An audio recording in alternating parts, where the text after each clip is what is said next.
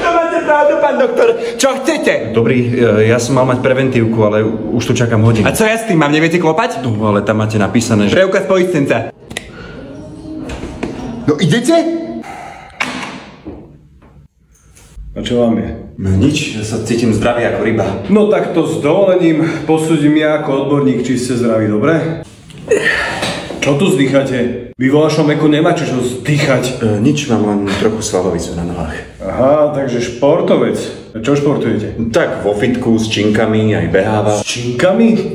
Veď vy už nenarastiete ani o centimeter. Ale ja už mám po 30-ke. Neprerušujte ma, keď na vás hovorím. A niečo beriete? Nie, nič také, iba kreatín. Kreatín? To chcete chodiť na dialýzu od 30-ky? Strička. Neuveriteľné. A čo ešte užívate?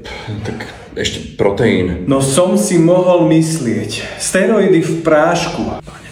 Počúvajte, s tými steroidmi a podobnými práškami je koniec. Behať prestaňte, to je najhoršia vec na klby. A samozrejme, vynechajte všetky prílohy, chleba, pečivo, rýža, cestoviny. Bez toho nemôžete schudnúť. Ale ja nechcem schudnúť. Žiadne vajcia, to som zabudol. Tam je cholesterol. No a keď vám bude ťažko po jedle, tak panáčik dobrej, kvalitnej domácej slivovičky a hneď sa to všetko vyrieši. Pán doktor, ale ja nepijem. No tak to robíte zásadnú chybu. Denne decko 2, 3, 4, 5 červeného, dobrého domáceho a prečistí vám to všetky trúbky. Ale mne alkohol nerobí dobre. No dobre, toto vám tu predpíšem.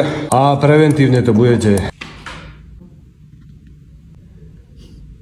Čo, neviete ani čítať z tých steroidov? Však Ivermectin tam máte. Aha.